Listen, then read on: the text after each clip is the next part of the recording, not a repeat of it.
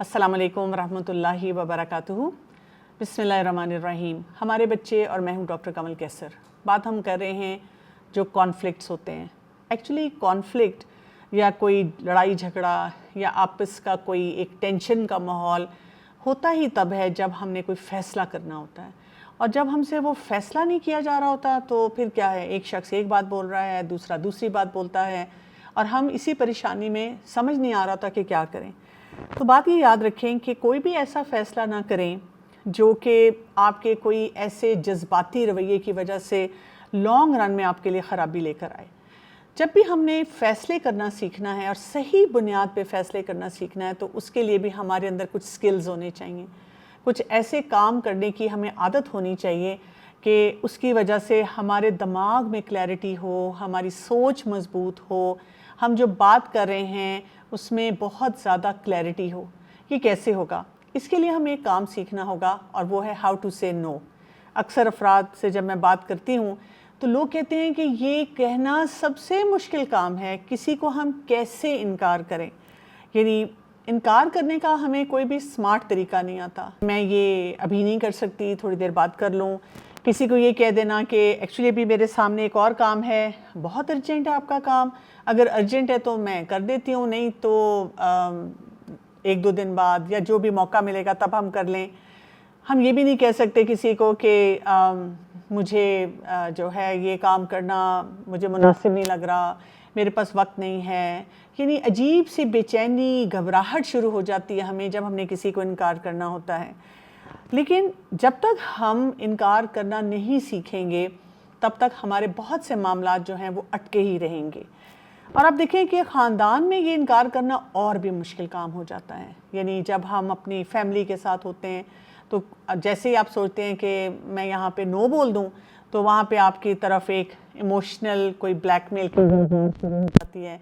बच्चे कभी आपको कहना शुरू कर देते हैं कि सबके घर में देखें कितना लोग एंजॉय करते हैं, मेरे दोस्त और उनके अम्मा अब्बा उनका इतना ख्याल रखते हैं और हम तो कुछ भी नहीं कर सकते। अब हमारी ना जेब इजाज़त दे रही होती है, ना उस वक़्त हमें वो काम करना मुनासिब लग रहा होता है, लेकिन हम सिर्फ़ इसी टेंशन, इसी ब्लैकमेल में आकर बच्चों को हर तरह की इजाज़त दे देते हैं, जिसमें खाना पीना जो कि मुनासिब नहीं होता, इसी तरह स्क्रीन का इस्तेमाल या और भी बहुत सी ऐसी इजाज़तें इस वजह से सिंपली हम कर रहे हैं कि मुझसे इनकार नहीं किया जाता।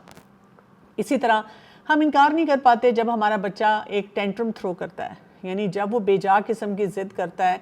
कहीं पे भी आप सोचें, आप शॉपिंग के लिए गए, आपने बच्चे को बताया हुआ था कि यहाँ पर आपको कुछ नहीं मिलेगा, और अब उसने वहाँ पर एक हंगामा क्रिएट कर दिया, तो आप परेशान हो जाते हैं और आप कहते हैं अब क्या करूँ, अच्छा चलो ले दूँ इसको। या घर में ही वो पीछे पीछे पीछे आपके फिरता रहता है, ब्रोकन रैकेट की तरह, जान नहीं छोड़ता आपकी।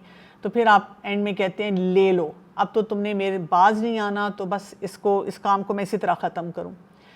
कभी कभी हम इस वजह से भी इनकार नहीं कर पाते कि हमारा अपना ही मेल्ट डाउन हो जाता है। यानी हम इतने एग्जॉस्टेड होते हैं, या इतने गुस्से में होते हैं, या इतने इमोशनली डिसरेगुलेटेड होते हैं, हमारे जज्बात ही हमारे कंट्रोल में नहीं होते कि हम किसी को इनकार कर सकें।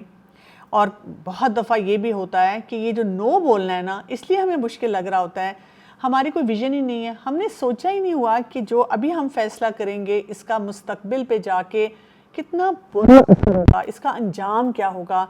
और ये फ़ैसला जहाँ पे हमें नो बोल देना चाहिए, जब हम नो नहीं बोल रहे तो उसकी वजह से आगे जाके हालात कितने गंभीर हो सकते हैं। और इसी वजह से हम कई दफ़ा ये भी हो रहा होता है कि जब हमसे नो नहीं बोला जा रहा और कोई हमारे पीछे पड़ा हुआ है, हस्बैंड वाइफ हैं या इसी तरह बच्चे हैं या और दीगर फैमिली मेम्बर्स हैं, तो हम क्या करते हैं कि वक्ती तौर पे टालने के लिए कहते हैं हाँ हाँ हाँ हाँ ठीक है, कर लेंगे कर लेंगे, और हमारा कोई इरादा नहीं होता वो काम करने का।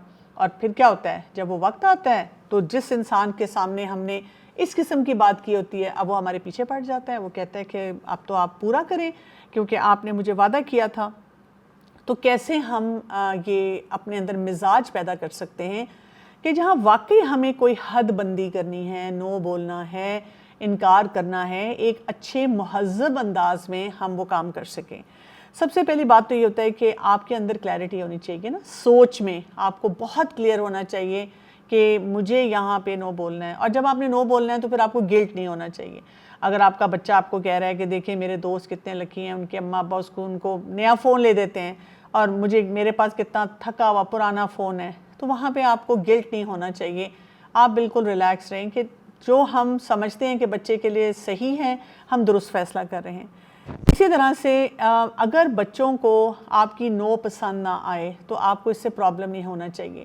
ایک بات میں ہمیشہ کہتی ہوں کہ ہم نے اپنے بچے سے کوئی پاپولیرٹی ووٹ نہیں لینا. یعنی یہ نہیں ہے کہ ہر جگہ بچہ بیٹھ کے کہے کہ میرے والدین واہ بھئی واہ اور وہ ہمارے قصیدے پڑھ رہے ہوں، کیونکہ یہ وقت نہیں آئے گا جب آپ تربیت کر رہے ہوں گے. جب آپ نے تربیت کرنا ہے تو آپ نے بچوں کو بہت جگہ روکنا ہے، بہت جگہوں پہ آپ نے ان کو بتانا ہے بیٹا یہ راستہ نہیں ہے، اس راستے پہ آپ نے جانا ہے، یہ کام آپ کر سکتے ہیں، یہ کام آپ نہیں کر سکتے. اور ظاہر ہے بچے جو ہوتے ہیں وہ بچے ہی ہوتے ہیں، ان کی ذہن، ان کی سوچ، اس میں وہ وسعت نہیں ہوتی، وہ انڈرسٹینڈ نہیں کر سکتے کہ آپ اگر ان کو روک رہے ہیں تو اس میں کتنی گہرائی ہے، کتنی حکمت ہے اور کتنا مناسب فیصلہ ہے ان کے لیے. تو وہ تو جذباتی ہیں. تو ہمیں کیا کرنا ہے؟ ہمیں کلیئر ہونا ہے اس معاملے میں. اس کے علاوہ آپ ضرور یہ سوچا کریں، جیسے قرآن پاک میں ہمیں تدبر اور تفکر کے لیے کہا گیا، تو اسی طرح کی ریفلیکشن ہماری زندگی میں ہونی چاہیے کہ اگر میں کوئی کام نہیں کرنا چاہ رہی، میں کسی انسان کو نو بولنا چاہ رہی ہوں، کیوں؟ کس لیے؟ کیا میری انا ہے؟ کیا میرے اندر کوئی کمپلیکس ہے؟ کیا یہ کہ میری اپنی ذات کا کوئی فائدہ ہے، میں ذاتی مفاد کے لیے ایسا کام کر رہی ہوں؟ نہیں، مجھے پتہ ہونا چاہیے کہ میں نے کیوں یہ فیصلہ کیا ہے. اور پھر جب میں نے نو بولنا ہے، اس کا جو بھی انداز ہو سکتا ہے، یہ ڈیپینڈ کرے گا کہ آپ کے سامنے کون سی سچویشن ہے اور کیا حالات ہیں اور کون سے افراد ہیں جن کو آپ نے نو بولنا ہے. تو وہاں پہ ہمارے اندر بہت کانفیڈنس ہونا چاہیے جب ہم بات کریں، کیونکہ اگر آپ انکار بھی کر رہے ہیں لیکن ڈر بھی رہے ہیں تو پھر کیا ہے، دوسرا انسان آپ پہ حاوی آنا شروع ہو جاتا ہے. اور ساتھ ساتھ ہم نے یہ دیکھنا ہے کہ اوورآل ہمارا ریلیشن شپ خراب نہیں ہونا چاہیے. جیسے آپ دیکھیں وقتی طور پہ تو کوئی مائنڈ بھی کر جائے گا، کسی کو برا لگے گا، لیکن اگر لانگ رن میں آپ کو لگتا ہے کہ حالات صحیح ہیں اور گھر والے افراد جو ہوتے ہیں ان کو بھی سمجھ آ جاتی ہے کہ اگر اس نے کہیں انکار کیا ہے تو وہ مقام ہے جہاں پر واقعی انکار کی ضرورت تھی. اور ہر جگہ یہ نہیں ہوتا کہ آپ مسٹر نو بن کے پھرتے رہتے ہیں. سورہ آل عمران کی آیت نمبر 159 میں اللہ سبحانہ وتعالیٰ فرماتے ہیں فَإِذَا عَزَمْتَ فَتَوَكَّلْ عَلَى اللَّهِ. پھر جب آپ کسی معاملے میں کسی کام کے لیے عزم کر لیں، کوئی فیصلہ کر لیں، تو پھر اپنے رب پہ مکمل بھروسہ کریں، توکل کریں. ان اللہ یحب المتوکلین. بے شک اللہ تعالیٰ ایسے توکل کرنے والوں کو بہت پسند کرتا ہے. اس سے کیا پتہ چلتا ہے کہ ہمارے اندر سوچ کی کلیئرٹی ہونی چاہیے. اور سوچ کی کلیئرٹی کب آئے گی؟ یعنی وہ ڈٹرمینیشن کب آئے گی کہ میں نے اب جو فیصلہ کیا ہے اس کو آگے کیری کرنا ہے. جب ہم بہت واضح ہوں گے، ہمیں پتہ ہوگا کہ ہم کیوں یہ فیصلہ کر رہے ہیں. اسی لیے جیسے ہم نے بات کی تھی کہ انسان کو جب بھی کوئی معاملات اپنے سمیٹنے ہیں تو اس کو اسرٹیو ہونا چاہیے. تو یہاں پہ ہمیں یہ بھی پتہ چلتا ہے کہ جو ہمارے فیصلے ہیں نا وہ بھی اسرٹیو نیچر کے ہونے چاہیے. یعنی ہم فیصلہ کیوں کر رہے ہیں، کیسے کر رہے ہیں، اس کے بارے میں ہم نے بہت اچھی طرح سے وضاحت کے ساتھ سوچنا ہے. ایک شخص رسول اللہ صلی اللہ علیہ وآلہ وسلم کے پاس آیا اور پوچھا کہ پہلے میں اپنا اونٹ باندھوں یا پہلے میں اللہ پہ توکل کروں. تو رسول اللہ صلی اللہ علیہ وآلہ وسلم نے اس کے جواب میں کیا فرمایا تھا؟ اقلعہ وتوکل، کہ پہلے اپنے اونٹ کو باندھ لو، یعنی جو اسباب ہیں ان کو اختیار کر لو، اور پھر اس کے بعد اپنے رب پہ بھروسہ کرو. ڈیسیجن میکنگ میں یہ سٹیپ بھی بہت امپورٹنٹ ہوتا ہے. کئی دفعہ لوگ بہت بڑے بڑے فیصلے ان کو ڈیلے کرتے رہتے ہیں اور جو اسباب ہیں ان کو اختیار نہیں کرتے. بچوں کے معاملے میں بھی کہتے ہیں ہو جائے گا، بچہ ٹھیک ہی ہوگا. جیسے کبھی کبھی خاتون خانہ کہتی رہتی ہیں کہ مجھے بہت گھبراہٹ سی ہے، میرا بچہ دیکھیں اسکرین پہ بہت بیٹھتا ہے، اور والد کو کہتی ہے کہ آپ ذرا پلیز اس کو گائیڈ کریں، آپ ذرا اس کے ساتھ تھوڑا سا ٹائم سپینڈ کریں.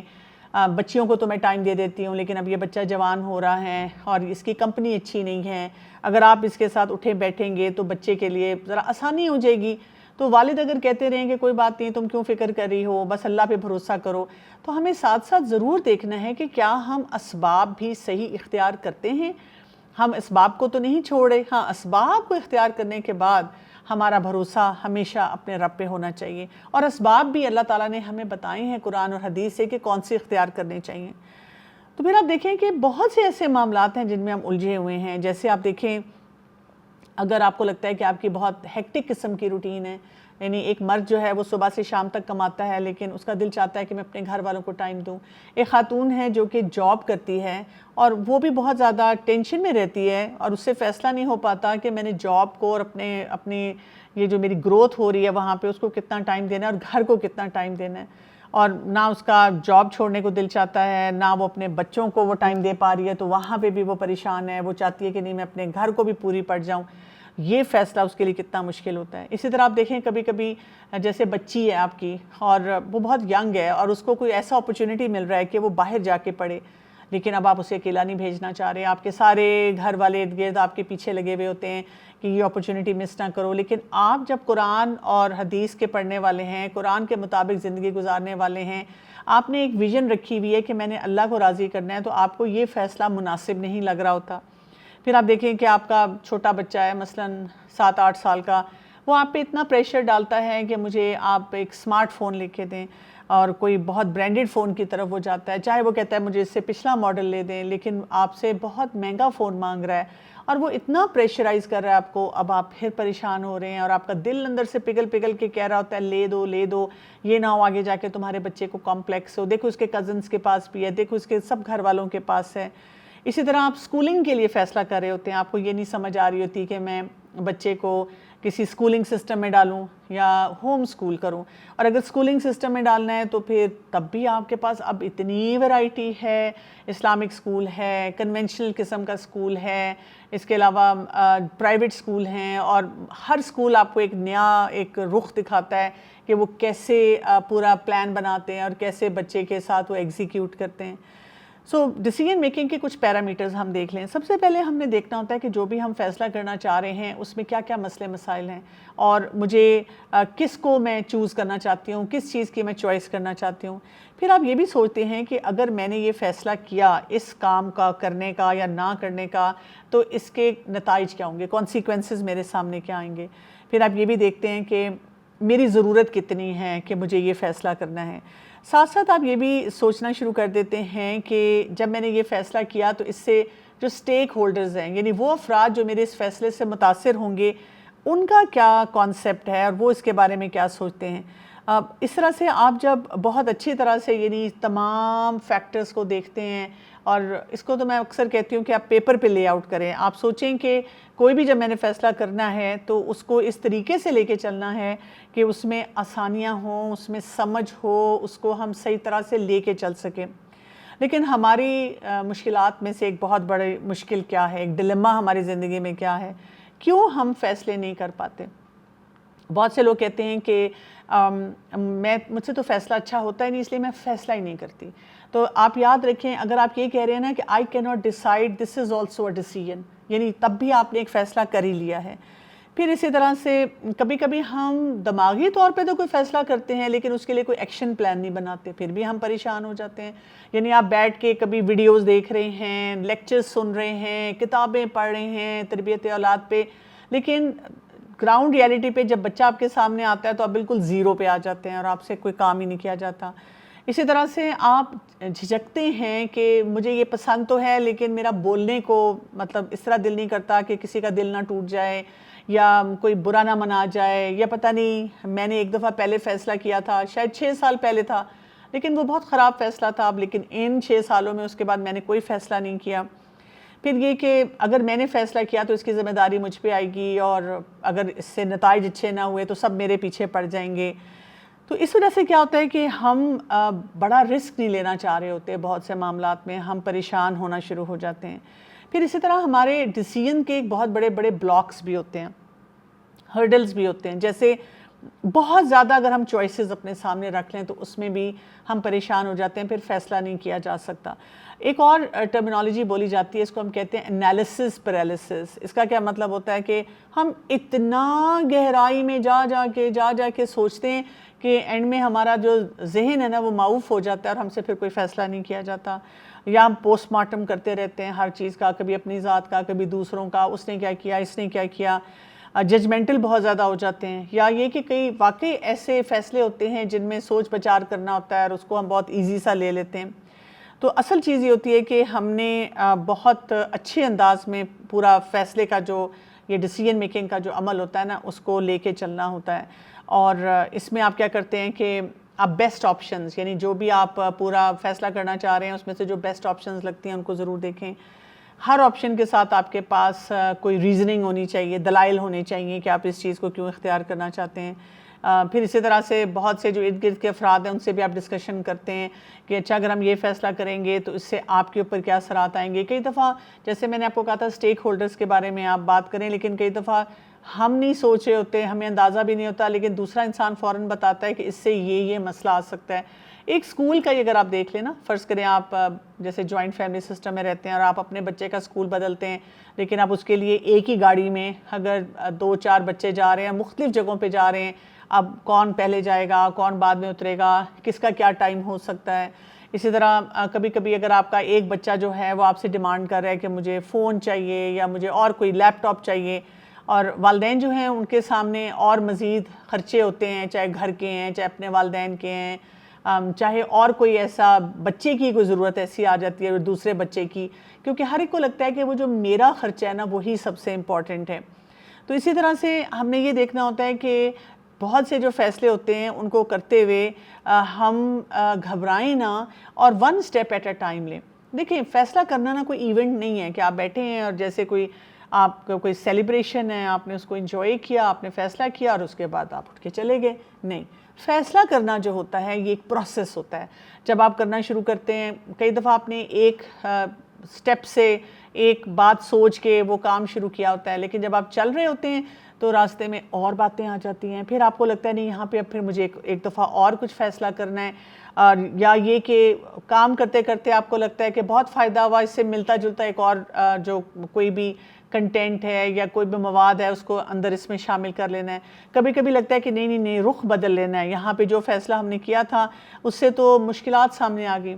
کبھی کبھی فیصلہ بہت اچھا ہوتا ہے لیکن درمیان میں کسی کی اناڑے آنا شروع ہو جاتی ہے, کوئی انسیکیور ہونا شروع ہو جاتا ہے, پھر ہمیں دوبارہ ان لوگوں کو بیچ میں شامل کرنا ہوتا ہے اور مسائل کو بہتر طور پہ آگے لے کے جانا ہوتا ہے.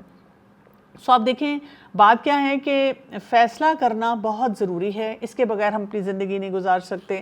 اور جب ہم نے فیصلے کرنے سیکھنے ہوتے ہیں تو اس میں ہم نے کیا کرنا ہے کہ اپنے آپ کو ذہنی طور پہ, اعصابی طور پہ بہت مضبوط کرنا ہوگا, تاکہ ہم جب بچوں کی تربیت کریں اور جو شوہر اور بیوی ہیں, جو والدین ہیں بچوں کے, وہ بھی کلیئرٹی کے ساتھ بات کریں, اور جو بچوں کا کوئی انڈیو قسم کا پریشر آتا ہے اس کو بھی وہ ڈیل کر سکیں. تو یہاں تک ہمیں سمجھ آ گئی ہے کہ فیصلہ کرنا کتنا ضروری ہے. نیکسٹ ایپیسوڈ میں ہم انشاءاللہ بات کریں گے کہ ڈیسیژن میکنگ کی جو مینجمنٹ ہوتی ہے اس کو کیسے لے کے چلا جاتا ہے, ایکچوئل پروسیس میں جب آپ ہوتے ہیں تو اب آپ کو کیا کیا کام کرنے ہیں. تو دیکھیے گا ہماری نیکسٹ ایپیسوڈ میں کہ ہم فیصلوں کو مزید کس طرح سے آگے بڑھا سکتے ہیں. ابھی کے لیے اجازت چاہتی ہوں. السلام علیکم ورحمۃ اللہ وبرکاتہ.